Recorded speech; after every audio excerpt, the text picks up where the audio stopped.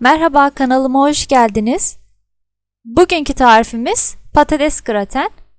Oldukça kolay ve kısa sürede hazırlanacak bir tarif. Malzemelerimiz 5-6 adet orta büyüklükte patates. Ben soydum ve yıkadım. Tuz, karabiber ve pul biber. 1 su bardağı krema. 1 kase kadar kaşar peyniri.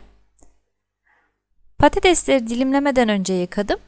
Çünkü dilimledikten sonra nişastası içinde kalsın istiyorum ki pişerken güzel bir kıvam oluşturuyor. Şimdi güzel bir şekilde patateslerimizi dilimliyoruz. İnceliği şu şekilde olacak. Çok fazla kalın yapmayalım ve büyük patates seçmeyelim ki pişme aşaması kısa sürsün.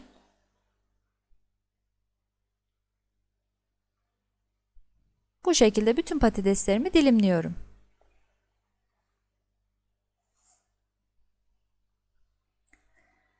Baharatlar için tuz, karabiber ve pul biber benim tercihim. Siz dilerseniz çeşitlendirebilirsiniz. İsterseniz sarımsak da ekleyebilirsiniz. Kekik baharat olarak çok yakışacaktır. Tercihinize kalmış. Patatesleri yağlanmış fırın kabınıza yatay bir şekilde dizelim. Biraz aralıklı dizelim ki krema daha dip yerlere ulaşabilsin.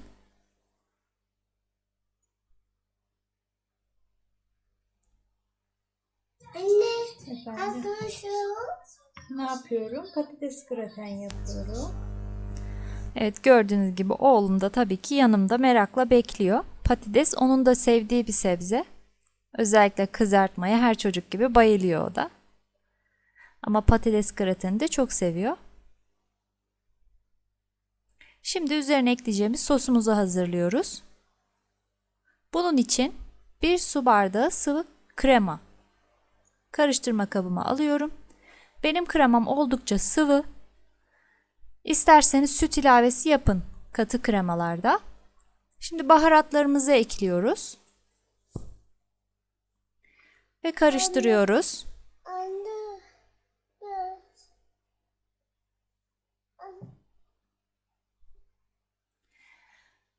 Ve bunu patateslerimizin üzerine güzelce ilave edelim.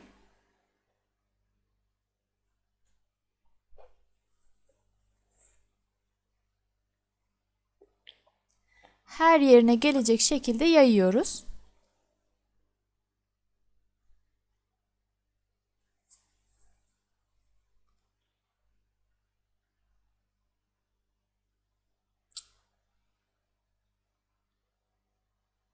Şimdi patateslerim bu şekilde hazır. Bunu 180 derecelik fırında yaklaşık yarım saat patatesler yumuşayıncaya kadar pişireceğim. Şöyle çatal kontrolü yapabilirsiniz yumuşamış mı diye. Şimdi benim patateslerim kızardı, güzelce pişti. Üzerine rendelemiş olduğum kaşar peynirimi ekliyorum. Bolca kaşar peyniri eklemek daha lezzetli hale getirecektir. Ve tekrar fırına gönderiyorum.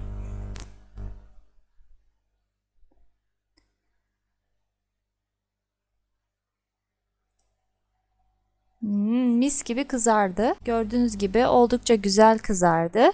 Hem lezzetli hem de doyurucu bir tarif. Et yemeklerinizin, sulu yemeklerinizin yanında hazırlayabileceğiniz güzel bir garnitür diyelim. Kaşarın ve kremayla yumuşamış patateslerin lezzetine doyamazsınız. İnanın çok güzel oluyor. Tarifimi beğendiyseniz beğen tuşuna basmayı, abone değilseniz başka tariflerimden haberdar olmak için zil tuşunu açıp abone olmayı unutmayın. Afiyet olsun. Bir sonraki tarifte görüşmek üzere. Hoşça kalın.